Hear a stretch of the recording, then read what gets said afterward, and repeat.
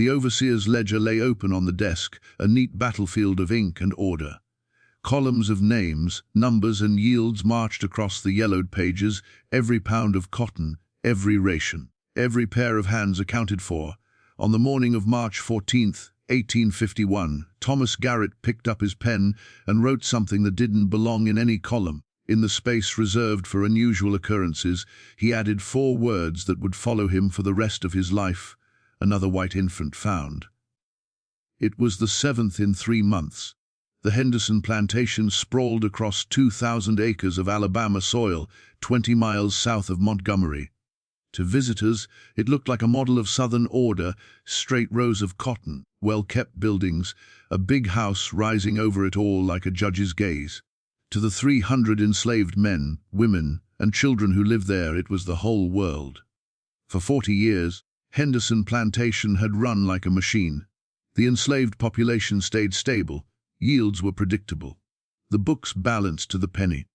Other planters came to study the place, to ask Colonel Marcus Henderson how he kept everything so smooth. And then, in January, the babies started showing up. The first one was found on a bitterly cold morning, when the air cut like a knife and frost clung to the cabin roofs. Ruth, who lived in cabin 12 with her husband Daniel and their 3 children, woke before dawn, as she always did. She wrapped her thin shawl around her shoulders and stepped out into the dark to fetch water from the well. Halfway across the yard she heard it, a thin, reedy cry. Not a grown person, not a cat, a baby. Ruth froze. The sound was coming from the doorway of cabin 13, the cabin no one lived in anymore. Its last occupants had been sold down river months earlier to cover one of the Cull's debts. Since then the cabin sat empty, its door hanging crooked, its floorboards soft with rot. The crying came again, weak and insistent. Every instinct she had screamed at her to turn around, to pretend she hadn't heard. In her world, unexpected things were dangerous things. Strange happenings brought questions. Questions brought punishment. And a white baby in the slave quarters, that was the kind of thing that could bring ruin crashing down on people who had done nothing at all. But the crying didn't stop. Ruth stepped slowly toward cabin 13. The door creaked as she pushed it open, the smell of damp wood and dust rushing out to meet her. There on the rotten floorboards, just inside the doorway, someone had placed a bundle wrapped in a flour sack. Inside was an infant, maybe 2 months old, skin pale enough to glow in the darkness, a soft shock of almost white hair. The child was clean, its cheeks full and healthy. It wore a simple cotton gown, but the cloth was fine, the stitching precise, every seam straight and careful. No one in the quarters had access to cloth like that. Ruth stood in the doorway, shivering, staring down at the baby. Fear made her breath short. If she walked away, she could pretend she had never seen it. If she picked it up, she became part of whatever this was. The baby's face scrunched, and it let out another thin, desperate cry. Fear was powerful. But motherhood was older. Ruth scooped up the infant and hurried through the cold toward the overseer's house. Thomas Garrett had been managing Henderson plantation for 12 years. At 43, he was not a cruel man, not a kind one, just a man who believed in order. He'd grown up in Virginia, learning the trade of plantation management from his father. To Garrett, everything was a system that could be controlled if it was measured carefully enough. The enslaved workers were fed, clothed, and worked to the limit of efficiency. The tools were maintained. The animals were kept healthy. The books were perfect. A white baby in the slave quarters was not part of the system. When Ruth stood in his office, hands clasped, eyes fixed on the floor, Garrett felt more irritation than horror. This, to him, was first and foremost an administrative problem. White babies did not simply materialize in a place like this. Someone had brought it. Someone knew something. And it was his job to find out who. He questioned Ruth methodically in the small, bare office that served as the nerve center of the plantation. Ledgers lined the walls. A single window let in the gray morning light. "Did you see anyone near the cabin during the night?" "No, sir." "Did you hear anything? Voices, footsteps, a wagon, a horse?" "No, sir." "Do you recognize the flour sack?" "No, sir." "The gown the baby's wearing? The cloth, the stitching?" "No, sir." "When exactly did you find the child?" "Just before dawn, sir, when I went for water." Ruth grew more nervous with each question. She knew, as every enslaved person did, that being connected to strange events was dangerous, even if you'd done nothing wrong. Garrett watched her closely. He'd spent his life reading faces, weighing lies against fear. Ruth's fear was too simple to be fake. She knew nothing. He believed her. He sent for Mrs. Henderson. Elizabeth Henderson came down from the big house within the hour. Tall, with iron, grey hair pulled back tight and sharp blue eyes. She moved through the overseer's office like someone who expected every room to belong to her. She'd been born into an old Virginia family and had brought both status and money into her marriage. If Colonel Henderson ruled the fields, Elizabeth ruled the house. She took the baby from Garrett and examined it with the practiced efficiency of a woman who had raised 4 children of her own and overseen the births of countless enslaved infants. "The child has been well cared for," she said at last, her voice crisp. She checked the skin, no rashes, no sores, no signs of neglect. She studied the gown. "This is good cotton. The stitching is excellent. Someone took time with this."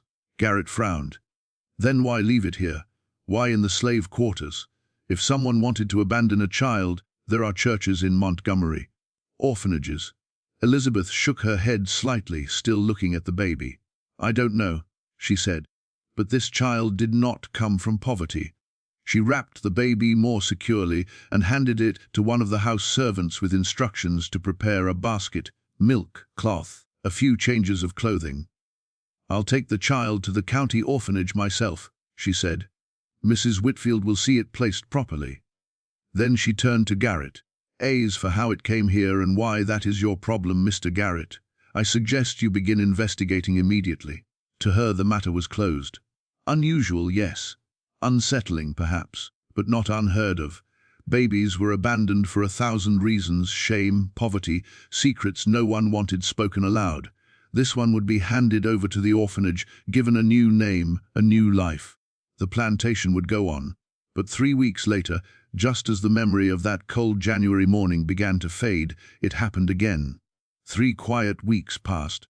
The memory of the pale infant in cabin 13 lingered like a cold draft through the plantation, but life on Henderson land had a way of pushing forward.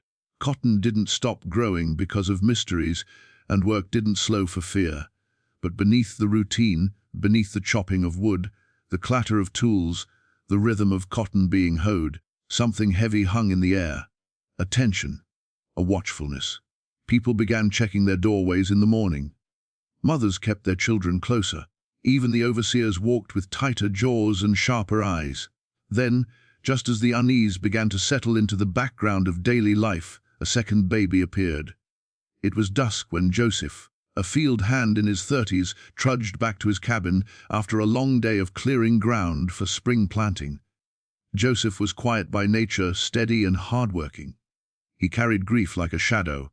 His wife had died in childbirth 5 years earlier, and though no one blamed him, he had never remarried. His cabin, Cabin 7, stood at the northern edge of the slave quarters, a small, simple structure he kept neat out of habit and pride. When he pushed open his door that evening, expecting only the stillness of his lonely room, he froze. On his sleeping pallet lay a baby, a white baby, wrapped neatly in clean cloth.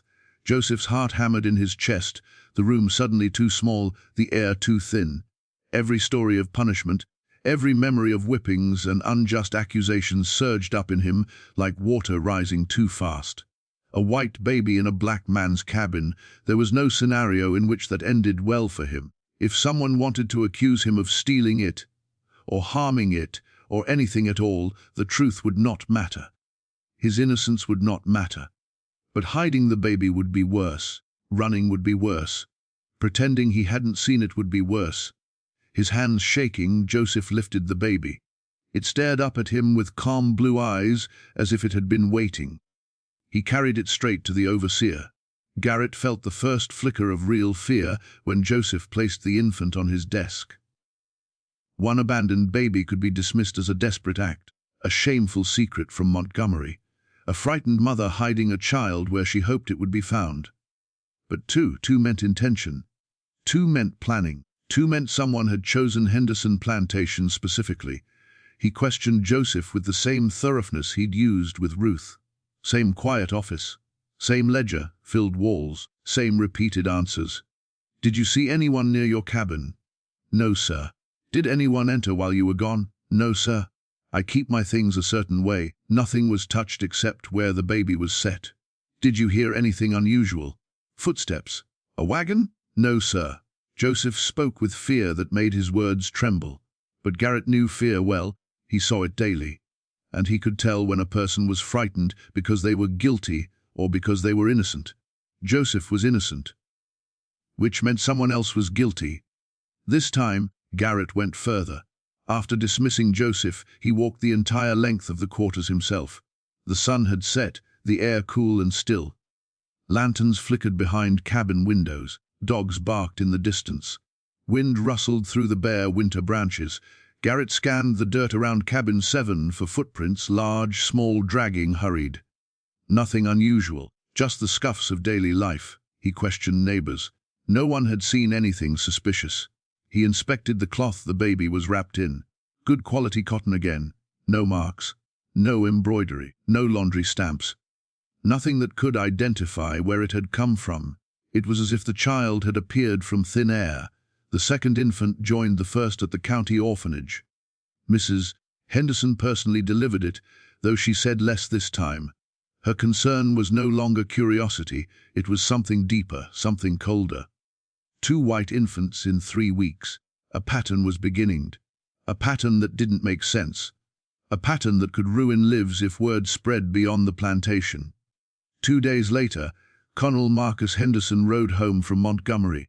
Garrett and Mrs. Henderson briefed him. The colonel listened in stony silence, his hands clasped behind his back, his jaw clenched tighter with every detail. He was a practical man, not prone to superstition or panic, but even he saw the danger. A plantation was supposed to be predictable. It was supposed to be controlled. It was supposed to be orderly. White babies appearing in slave cabins shattered that order. If people start talking, he said quietly, they'll make assumptions, dangerous assumptions. He didn't have to explain further. In the eyes of the world, any scandal, even one that wasn't true, could stick like tar, and so he acted. Double the night watch, he ordered Garrett. Patrol the quarters hourly. Post guards at both ends.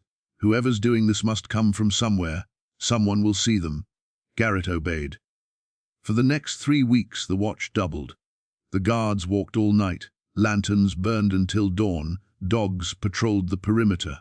The plantation was a fortress. No strangers came, no suspicious wagons approached. No one entered or left during the night. Yet somehow 3 weeks after the second baby, a third one appeared.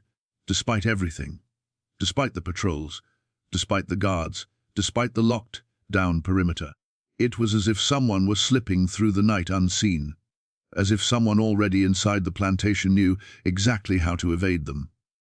When the third baby arrived, panic finally began to spread, and the mystery deepened. The third baby appeared on a cold March night, long before dawn, when most of the plantation slept. Hannah, a 24-year-old mother of 3, was awake because her youngest child needed feeding.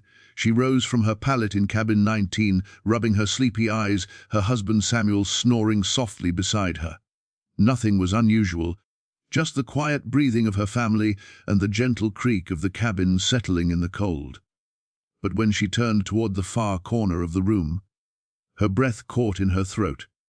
There, where nothing had been before, lay a white infant, wrapped neatly in clean cloth, placed as carefully as if someone had known Hannah would wake before anyone else.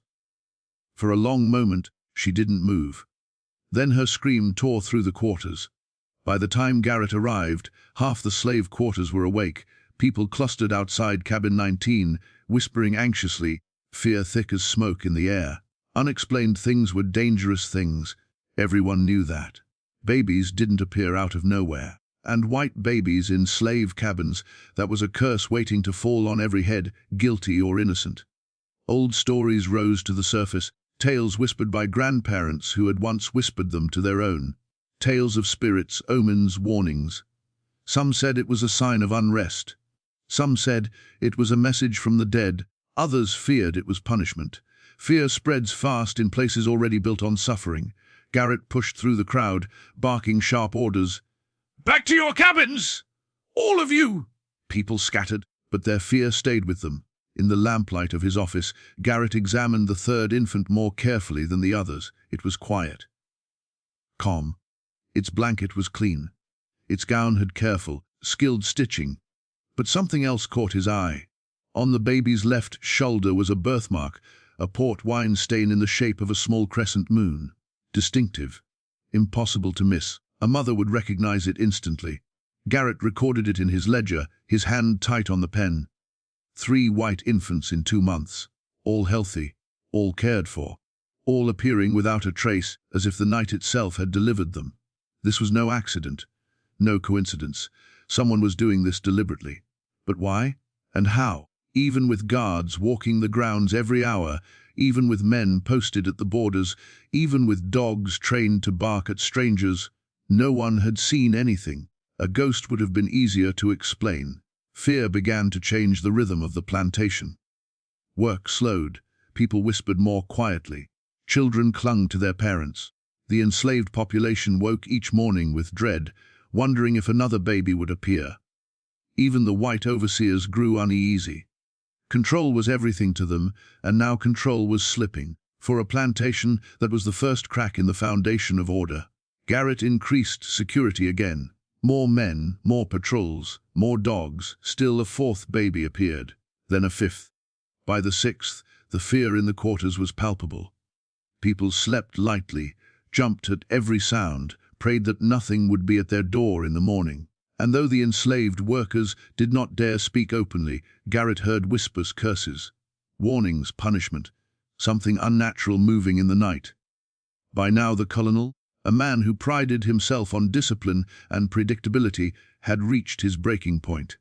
He summoned his senior staff to the study: Thomas Garrett, overseer Benjamin Cross, head driver William Porter, stablemaster Margaret Sullivan, Mrs. Henderson's personal assistant. The room was tense. Colonel Henderson spoke first, his voice tight with frustration. 6 white babies have appeared on this plantation in 2 months. Patrols, guards, dogs, all useless. We have no idea who is doing this, and it must end. Suggestions came quickly. Someone from the outside, Porter said. No, Garrett countered. The patrols would have seen them. Then someone on the plantation, Cross said darkly. Someone who knows the routines. Mrs. Sullivan asked the question no one wanted to consider. Where are these babies coming from? Someone is giving birth. Someone is feeding them, caring for them.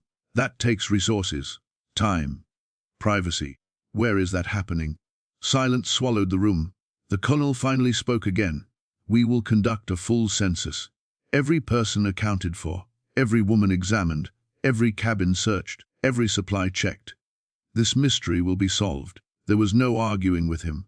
The census began at dawn the next day. It was brutal. 300 people questioned, inspected, and searched.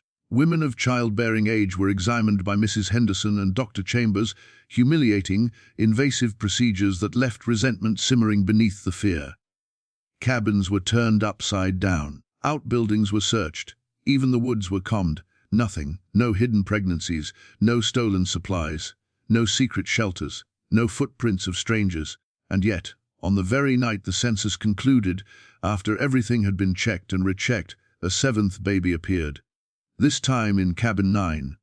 And the girl who found it, Clara, quiet, watchful Clara, said something that troubled Garrett more than he wanted to admit. They're lost, all of them. Someone's trying to save them. What she meant, no one knew. But it wouldn't be the last strange thing, Clara said. And soon enough, Clara herself would become part of the mystery. When the 7th baby appeared, clean, pale, and silent as the ones before, it was found by Clara, the quiet 17-year-old laundry maid who lived alone in cabin 9. Clara was unlike most on the plantation. She moved softly, spoke rarely, and watched everything with dark, thoughtful eyes. Some found her eerie, others pitied her. She had lost her mother only months before and had retreated deeper into herself since. But that morning, when the baby was discovered, something in Clara's expression made Garrett stop in his tracks. She wasn't surprised. She wasn't frightened like the others. She looked sad.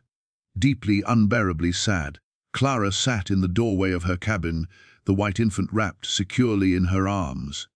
She rocked it gently, humming a tune her mother had taught her, a soft, haunting melody that felt older than the plantation itself. When Garrett approached, she did not look up. "Clara," he said quietly, "did you see who left this child?" She shook her head slowly. "Did you hear anything? Any sounds in the night?" Another slow shake. Garrett crouched down to meet her eyes. "Clara, do you know anything about these babies? Anything at all? You won't be punished for telling the truth. But something is happening here, and we need to understand it." Clara finally looked up at him. Tears had been quietly rolling down her cheeks. Her voice was barely a whisper. "They're lost," she said. "All of them. They're lost, and someone's trying to save them." Garrett felt the hair on his arms rise. "Save them from what?" he asked. Clara closed her mouth, as if the question had shut something inside her. She looked back down at the baby and didn't speak again. When Garrett reached to take the child from her arms, she let go reluctantly, as though handing over something precious that wasn't hers to keep. She retreated into her cabin and shut the door without another word. Garrett stood outside for a long moment, unsettled.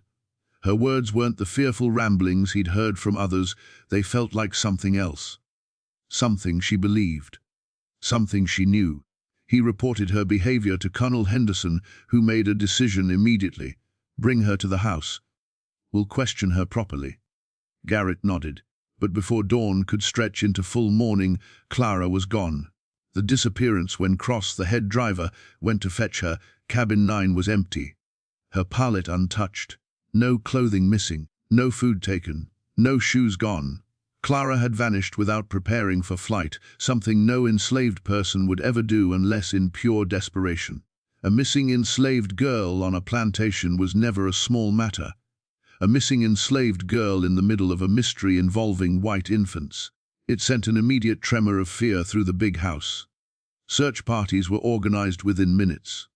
The colonel, hands folded behind his back, said quietly, "She must be found, alive." Garrett understood the meaning behind the words. If she was involved in any way, she needed to be questioned. If she wasn't involved, her disappearance could ignite panic. Either way, she mattered.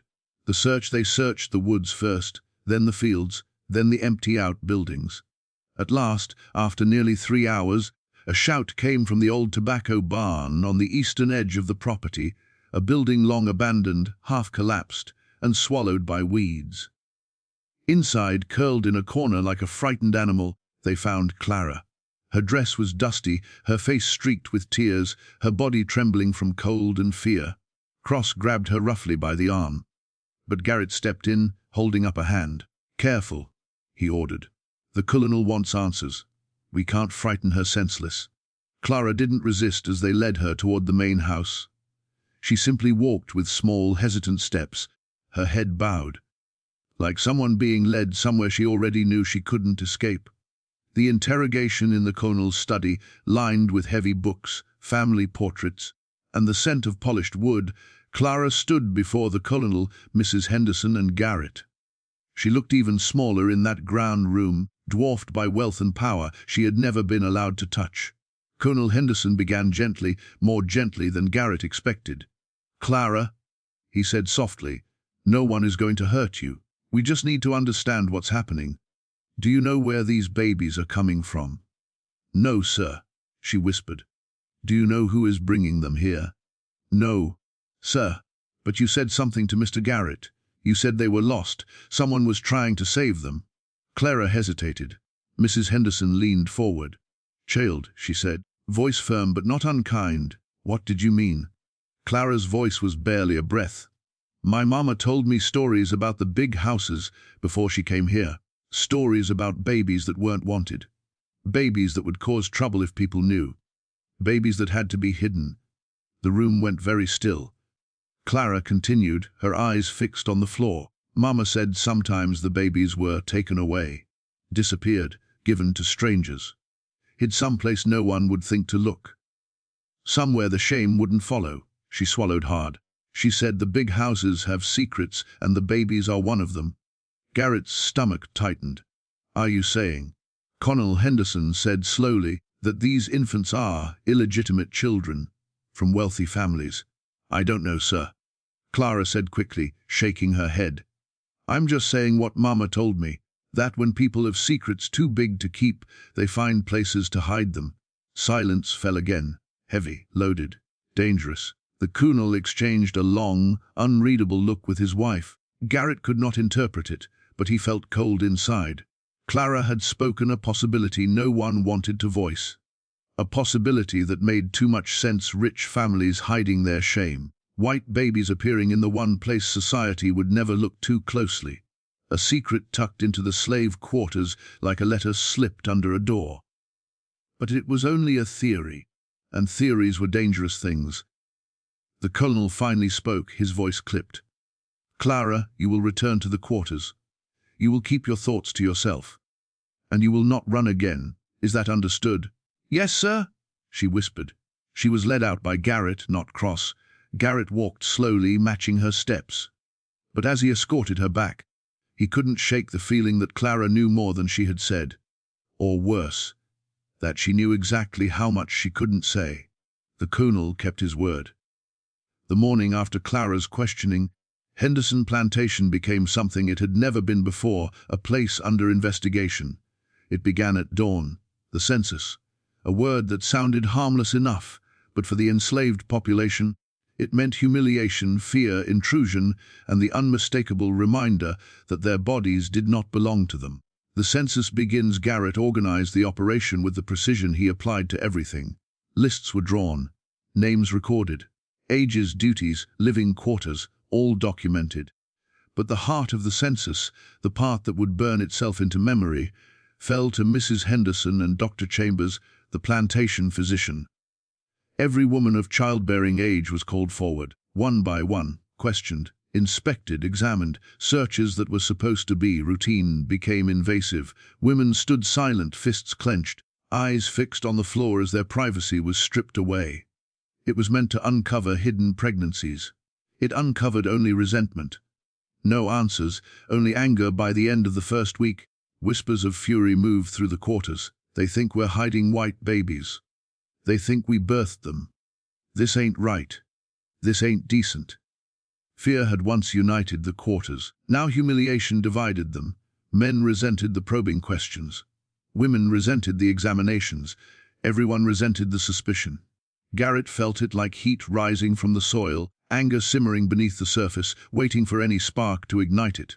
But nothing was found. No hidden infants, no secret pregnancies, no unexplained absences, no missing cloth, no stolen food. Everything was accounted for. Everything except the babies themselves. Searching the land, the Colonel ordered a full search of the plantation. Cabins overturned, outbuildings inspected, fields walked row by row, barns searched from rafters to floorboards. Even the woods beyond the fields were combed for signs of hidden shelters. Nothing. It was as if these babies dropped from the sky. By the 12th day of the census, the Colonel's frustration had hardened into something colder. "We will finish this," he said, jaw set, "and we will solve this." But privately, even Garrett sensed it. Some part of Henderson feared the truth might be worse than ignorance.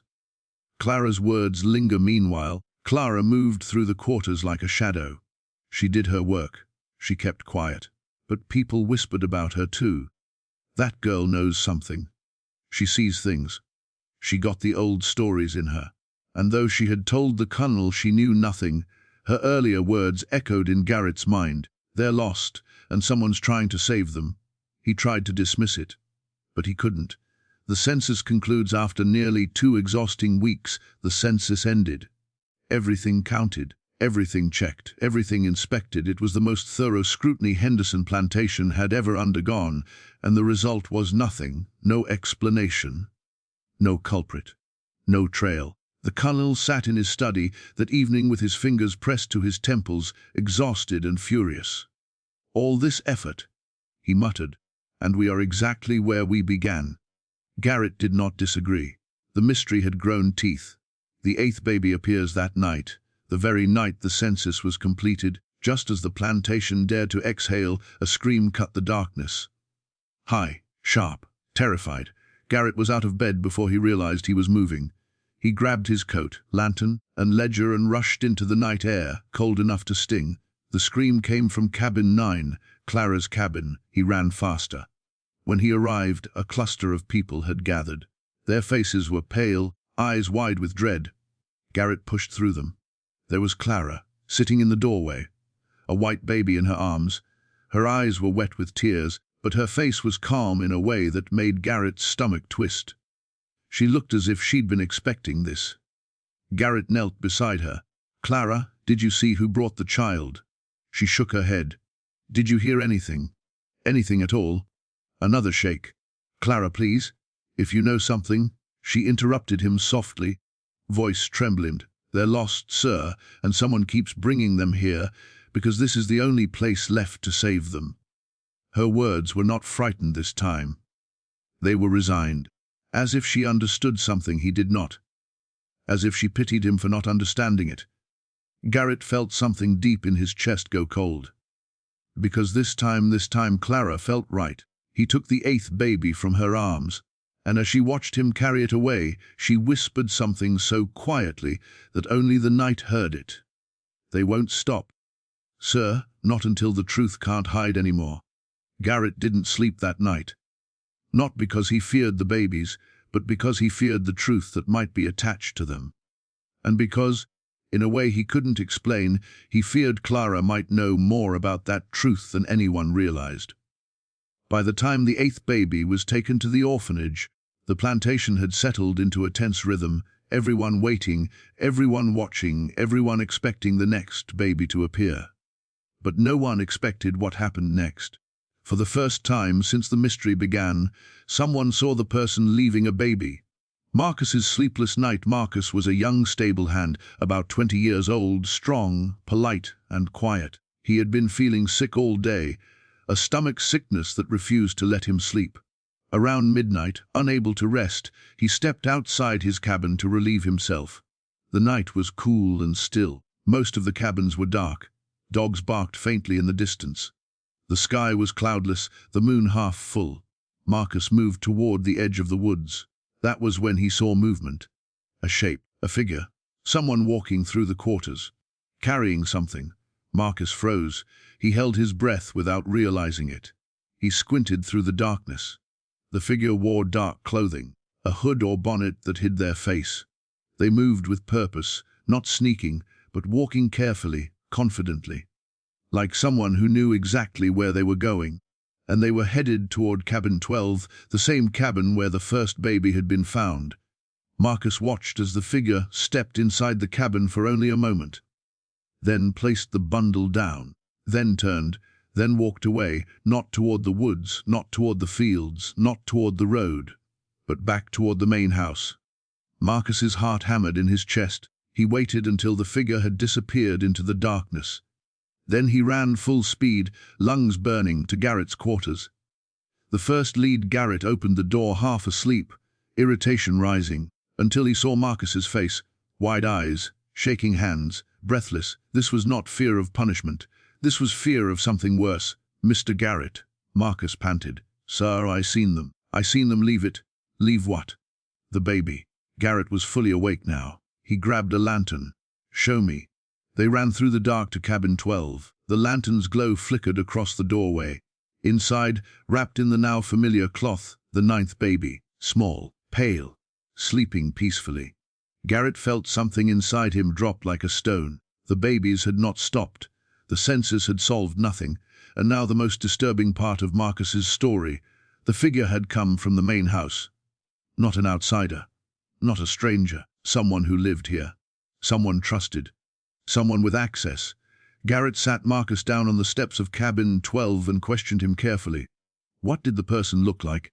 I couldn't see the face, sir. Too dark. Tall or short? About average. Man or woman?" A pause. Marcus swallowed. "I think a woman. The way she moved. But I can't swear it." "Anything else?" "No, sir.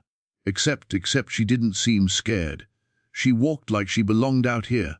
That was all Marcus could give, but it was more than Garrett had ever heard before. a direction, a location, a connection. Someone inside the main house was delivering these babies. When Marcus finished speaking, Garrett put a hand on his shoulder. "You did right coming to me. You speak of this to no one. Understand?" "Yes, sir."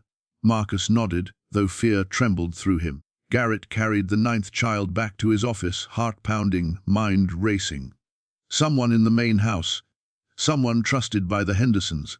Someone with the means to travel. Someone with the nerve to defy the Colonel. Someone who believed these babies needed saving. And whoever it was, they would strike again. Surveillance Garrett made a decision before dawn. He would watch the main house. Not openly. Not with guards. Not with lanterns. Quietly alone. He chose a spot behind a cluster of trees overlooking the back entrance to the main house. A perfect view of the path leading to the quarters.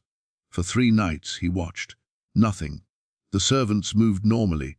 Mrs. Henderson and Mrs. Sullivan kept their usual routines. Nothing suspicious, nothing unusual, nothing out of place. But on the 4th night everything changed. The woman in the dark. It was close to 11 p.m. when the back door opened softly. A figure stepped out. A woman wearing a dark cloak, carrying a bundled shape close to her chest. Garrett felt his breath catch. He crouched lower in the shadows, watching. She moved quietly, but not like a thief. Like someone who had done this many times before. Like someone who felt she had the right to do it. She crossed the yard. Walked down the path. Headed straight toward the slave quarters. Garrett followed at a distance, staying behind trees and shadows. The woman approached cabin 7, Joseph's cabin, where the 2nd baby had been found. She slipped inside for only a moment. When she came out, her arms were empty. She turned and walked back toward the big house. Garrett waited until she passed through a patch of moonlight, and he saw her face. Mrs. Sullivan, the Colonel's wife's personal assistant, educated, trusted, if respected, a woman who had served the Henderson family for 15 years. She was the one delivering the babies. Garrett's stomach twisted. This was no longer a mystery. This was a conspiracy. What now? Garrett returned to his office with the 10th baby in his arms, his mind spinning with questions. Why was she doing this? Where were the babies coming from? Who else knew? And what would happen if he told the Colonel? He sat at his desk until dawn, staring at the child asleep on his ledger. Then he made a decision.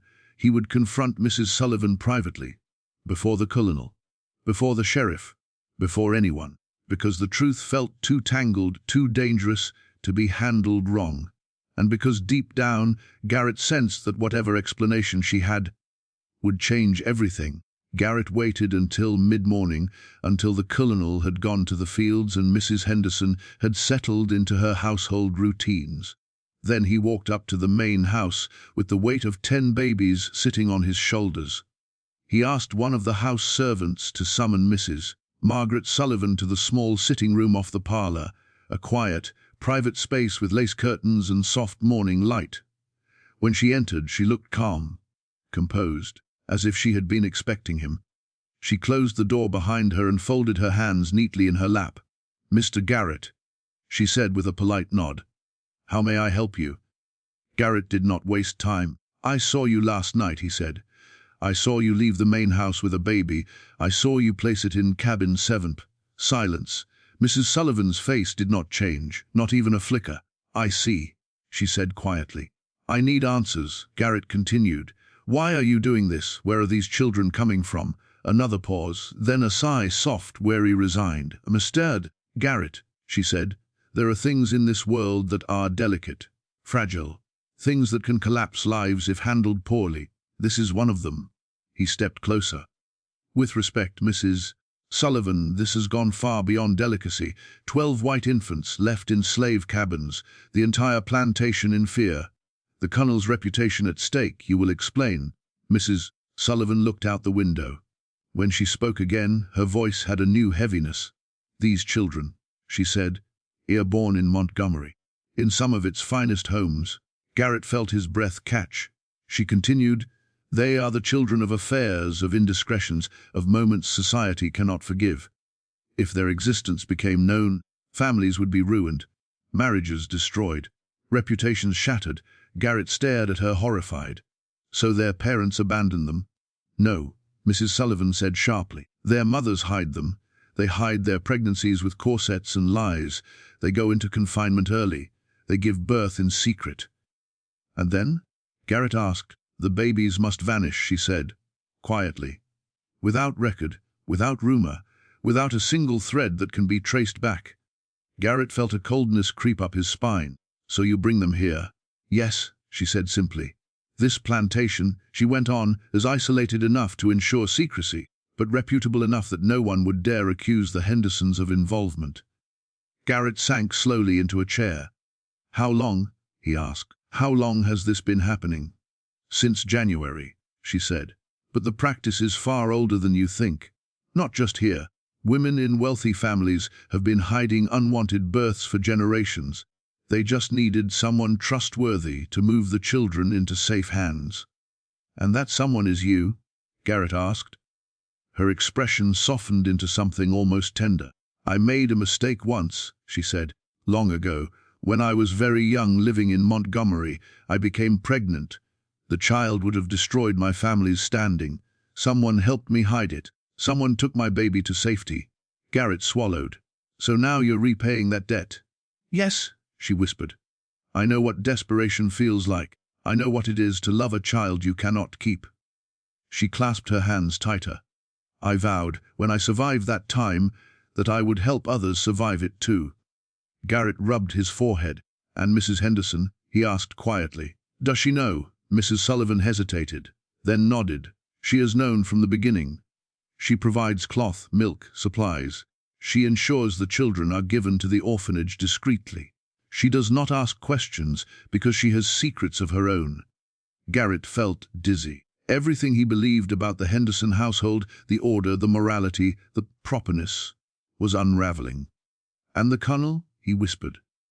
He knows nothing, Mrs. Sullivan said quickly. Nor can he. If he knew, he would feel obligated to act, and action would mean scandal, ruin, arrests, perhaps even violence. Garrett leaned back in his chair, overwhelmed.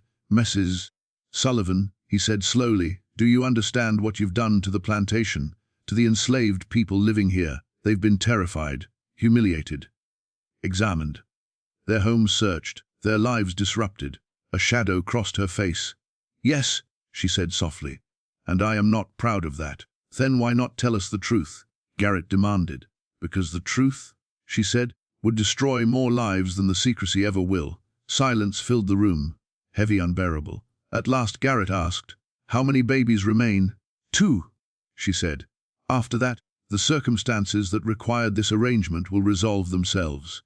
And then it ends, Garrett insisted. No more secrets. No more babies. Mrs. Sullivan nodded. It ends. But her eyes held a sadness so deep that Garrett wondered if she believed her own words. A choice of mercy or ruin. Garrett rose slowly. He had come seeking a clear explanation. He had found a moral labyrinth instead. What happens now? He asked. That, Mrs. Sullivan said, is up to you. He stared at her. You can go to the Colonel, she said. You can expose everything. The scandal will destroy families across Montgomery. Women will be disgraced. Men will deny their guilt. And the babies, those innocent children, may never be adopted. They may spend their lives in institutions. Or you can stay silent, she whispered. Let the last 2 placements happen. Let these children be saved. Let these women keep their fragile lives intact. Garrett felt sick. And if the Colonel asks me directly, then you may speak, she said. But until then, I beg you, show mercy. Garrett closed his eyes. He thought of the babies he'd held. He thought of the enslaved workers he'd frightened. He thought of the Colonel's stern expectations. He thought of Clara's whispered warning. And he made his choice. 2 more. And then no more. He would stay silent. Not for the conspirators, but for the children. A burden taken on as he left the room. Mrs. Sullivan's final words followed him like a shadow. You are part of this now, Mr. Garrett. Part of the mercy and part of the lie. He walked back to his office feeling older than he had ever felt in his life. He had stepped into a secret that would never let him go. The morning after Garrett confronted Mrs. Sullivan, the plantation felt strangely quiet, as if the land itself sensed a turning point. The fear in the quarters had not faded, but something had shifted inside Garrett. He no longer searched the woods or questioned the workers. He no longer believed in intruders or ghosts. Now he knew exactly where the babies were coming from. And he knew something else, two more were coming. The 11th child, it happened a week later. The sun had barely risen when a man from cabin 16 knocked on Garrett's door, breathless and trembling. "Sir, it's happened again." Garrett felt a weight settle in his chest. Not surprise, not even fear. Just inevitability. He followed the man to the cabin and found a white infant wrapped in the familiar cloth, small and peaceful, as if placed with tenderness. There was no mystery anymore. Garrett lifted the baby gently, holding it close to his chest. He didn't search for clues. He didn't question anyone. He knew better now. He brought the child to the overseer's office, prepared the ledger, and made the entry. Another white infant found. He didn't specify circumstances. He didn't mention Mrs. Sullivan. He simply recorded what had happened, as he always did. Later that morning, Mrs. Henderson arrived without explanation. She didn't ask questions. She didn't look surprised.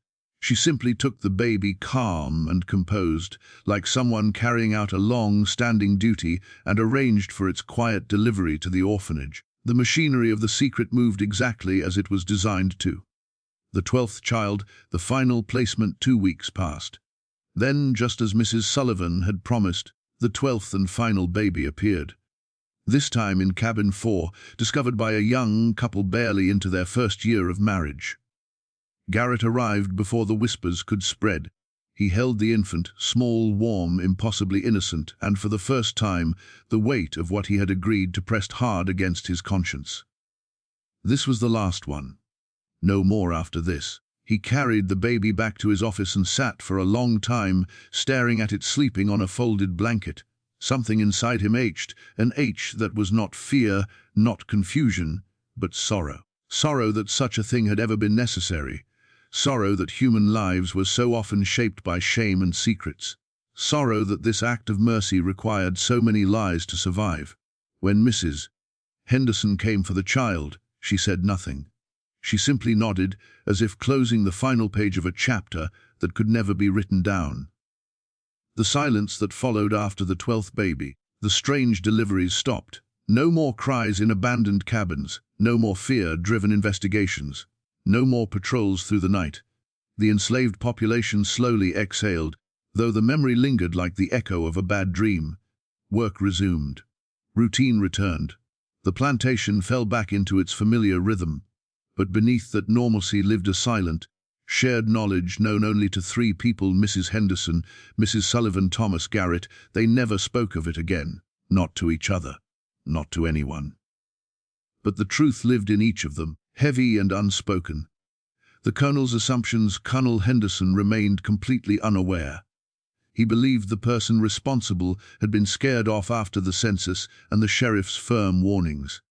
"It seems the problem has resolved itself," he remarked one evening, "as these things often do when pressure is applied." Garrett nodded, but he could not meet the Colonel's eyes. He had never lied to Henderson before. But now he lived with a lie that had saved 12 lives at the cost of 12 secrets. The end of the conspiracy after the final baby, Mrs. Sullivan's role ended just as she had said it would. The desperate women in Montgomery had found other solutions. The risk had passed. The silent network dissolved. Mrs. Henderson resumed her place as the dignified mistress of the plantation. Mrs. Sullivan returned to her duties with her calm, unreadable composure. And Garrett returned to his ledgers, haunted, but settled in his decision. He sometimes watched the big house from a distance and wondered, was Mrs. Sullivan still troubled by the children she had carried into the night? Did Mrs. Henderson think of the lives she had quietly saved? Would either woman ever feel fully absolved? He never asked. Some questions were too delicate to survive daylight. A heavy legacy years later, when the war came and the plantation burned, the secret might have died with it. But secrets have a way of lingering, tied to the land, to the people, to the pages of hidden diaries. Garrett would eventually write everything he knew in his private journal. He did not defend it. He did not condemn it. He simply recorded it, knowing that the truth was too complex for simple judgment. And in the final lines of that journal, he wrote, "I do not know if I chose rightly, but 12 children live because of what we did. If that is wrong, then mercy itself is a crime." The end of the spring of 1851, the last baby had been placed. The conspiracy had ended, and though the plantation returned to normal, the truth lived on, quietly shaping the lives of 12 children who never knew the strange, secret path that brought them into the world. Some truths save lives, some truths destroy them, and some truths must remain buried until someone is ready to uncover them.